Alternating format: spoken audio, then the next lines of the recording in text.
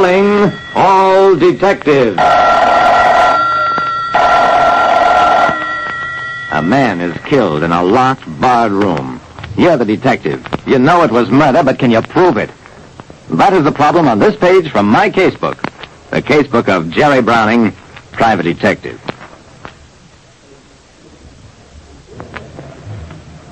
Let me, Jerry Browning, private detective, tell you something. There are killers so clever that they defeat themselves. I left police headquarters, walked to my car, got in, and drove straight to the Claymore Arms Hotel, where Stephen Holly lived.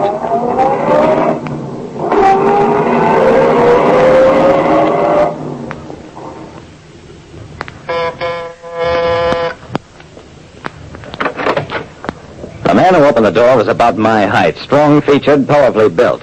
He said, "Yes? What is it?" "Mr. Holly, I won't waste time.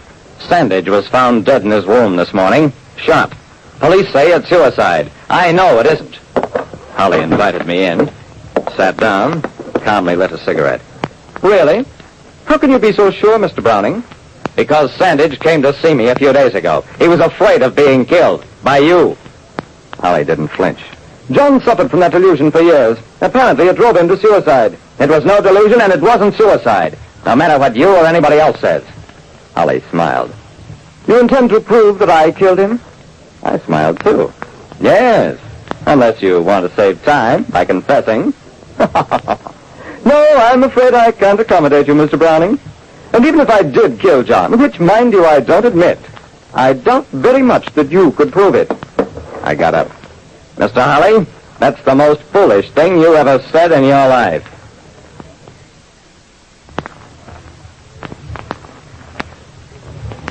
A man practically admitted committing a murder and defied me to prove it. I drove out to the Sandage home, found a homicide detail in charge. I said to the sergeant in charge, "I'm Jerry Browning. Mr. Sandage hired me just a couple of days before he died." The sergeant said, "Oh, yeah, Dawson said you'd be coming over. Want to take a look around?" I nodded. "If you don't mind."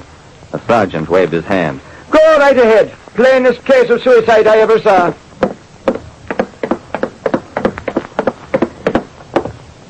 I went upstairs to the master bedroom where the body had been found. The first thing I noticed was that the bedroom door had been removed and was propped up against the wall. It was a very heavy, massive oak door, as were all the doors of the house. While I was standing there, I heard footsteps behind me. It was the sergeant. He said, "Looking at the door, Browning. Well, we had to take it off the hinges, only way we could get in." I nodded.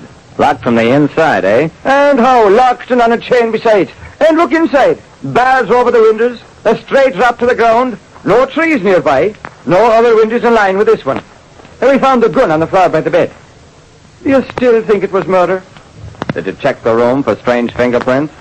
The sergeant was amused. "Sure. As soon as Dawson phoned, telling us you were at headquarters making a fuss. And we didn't find any fingerprints. What else do you want to know?" "Something you can't tell me. How the murder was committed." I spent the rest of the day in and around the Sandage house. The sergeant was right about one thing. There was absolutely no way anybody could have shot Sandage from outside the room. And no way for anybody to get into the room once Sandage had locked himself in. As I was leaving, the sergeant said, "By the way, what was the man so afraid of?" "He and another man were once in love with the same woman, Sergeant. She married Sandage years ago while he was a poor man, and she died before Sandage ever got a break.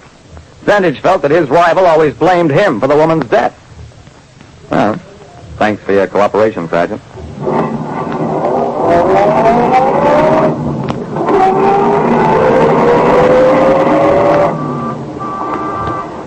That evening, I stationed myself outside Stephen Holly's apartment building.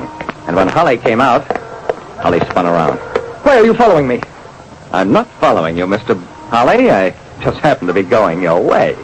Pay no attention to me. You'll be seeing me around a lot."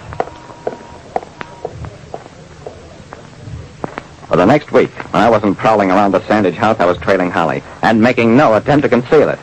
And late one evening, I'd followed Holly around the corner, found him waiting for me when I turned it. He said, "Browning, this is intolerable. I will not be followed by you." I shrugged. "Better get used to it, Mr. Holly, because I'll never let up until I get you." Holly tried to find a reserve of calm. Browning, you have to make a living. How much do you want to leave me alone? I shook my head slowly. Holly shouted, I'll kill you! That's what you wanted me to say, isn't it? Don't worry. I'll never lose my control again. You'll never get me, Browning. Come on, let's walk. Mr. Holly, you worked out some kind of a trick in that matter. A locked door stunt. But it doesn't mean anything. It's like a puzzle. You know there's a solution, and if you're patient enough, sooner or later you find it. Good night, Mr. Holly. It was 2 a.m. I'd been asleep for hours when the inspiration hit me. I sat up in bed, grabbed the phone, made 2 calls before I located the homicide sergeant, also home and in bed.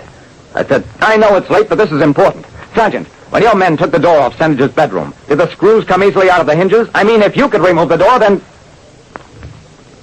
Oh, the screws were rusted in. Yeah. Broke 2 of them. Yeah. Well, I'm sorry I bothered you. Good night. But the next morning, I was back at the Sandage house again. My dream image of that door being removed from its hinges was so real, I had to check it for myself. The sergeant was right, of course. Something like that would never escape his attention. I stood for hours before that door, still off its hinges. I rapped it, tested, practically beat my head against it because I knew that door held the answer. And then it came to me. My idea had been right. Removing screws, not from the hinge, but from the lock. It was just a question of shifting attention, and I had it. I got the sergeant on the phone again. Come on over to the Sandage place.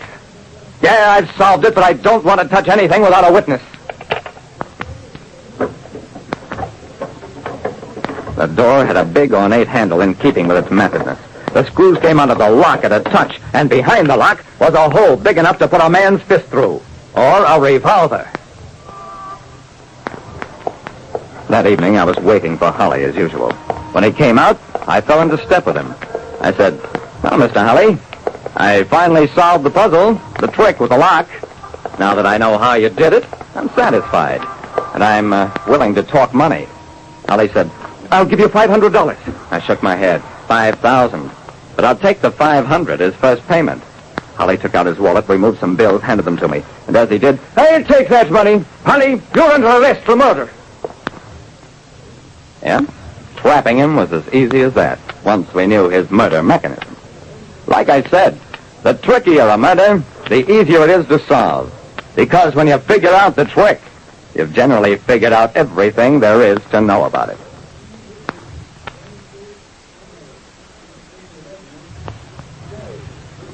Listen next time to Calling All Detectives. Mystery drama, mystery quiz, and a chance for you to match wits with yours truly, Jerry Browning, Private Detective.